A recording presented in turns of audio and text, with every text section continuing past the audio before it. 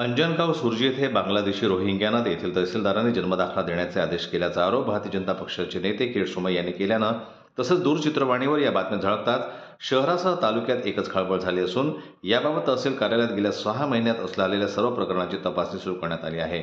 यात शोध मोहिमेत काय समोर येते याकडे आता सर्वांचे लक्ष लागले आहे।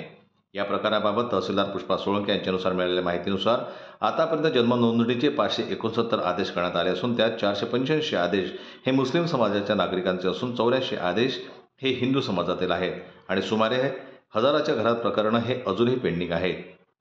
आदेश झालेले सर्व प्रकरणं नियमाने कागदपत्रांची पूर्तता केलेली प्रकरणं असून आता या प्रकरणातील कागदपत्रे बोगसपणे बनवली आहेत काय याबाबत तपासणी करण्यात येऊन यात जोडलेले शाळा सोडण्याचे प्रमाणपत्र, नगरपालिका तसेच ग्रामपंचायत यांच्याकडून देण्यात आलेले नोंद नसल्याचे प्रमाणपत्र व इतर तत्सम कागदपत्र तपासणी करण्यात येणार आहे।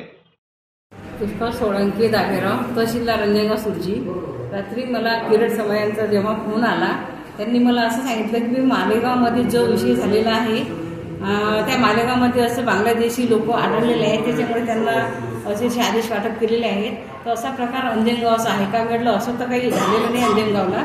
आणि जो त्यांनी 1100 आकडा दाखवलेला आहे हा आकडा चुकीचा आहे। आम्ही कोणतं वाटपच केलेलं नाही आहे। जे लोकांचे आमच्याकडे अर्जदार येत होते त्या अर्जाची आम्ही पूर्ण पडताळणी करून आम्ही स्वतः अर्जदार उपस्थित करत होतो। त्यांच्या अर्जासोबत त्यांचा अर्ज, आधार कार्डची झेरॉक्स, त्यांच्यासोबत रेशन कार्डाची झेरॉक्स आणि ग्रामीणचा असेल तर ग्रामपंचायतची नोंद नसल्याचा दाखला सरपंचाचा आणि शहराचा असेल तर नगरपालिकेचा मुख्य अधिकारी नगरपरिषद यांचा दाखला आम्ही अर्जासोबत घेत होतो।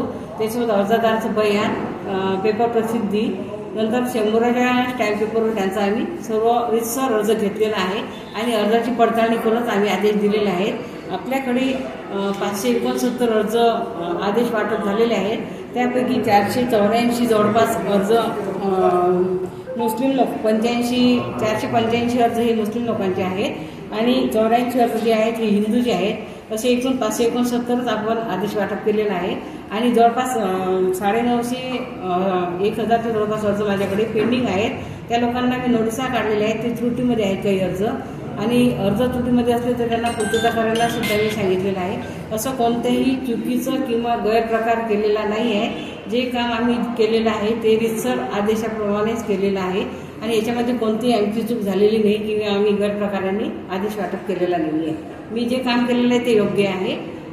कामाचं म्हणजे खात्री करून आम्ही आदेश दिलेले आहेत। यामध्ये जे त्यांनी हे केलं आहे की बांगलादेशी रोहिंग्या आहे, नाही, बांगलादेशीचा इथं काही संबंध नाही आहे। अर्जदार हे अंजनगाव तालुक्यातले रहिवासी आहेत। अंजनगाव तालुक्यातले अर्जदार माझ्याकडे आले तर मी कागदपत्रांची पूर्तता करून त्यांना दिलेले आहे। ते संबंधित अर्जदार आहेत। बांगलादेशीचा याच्याशी काही संबंध नाही आहे।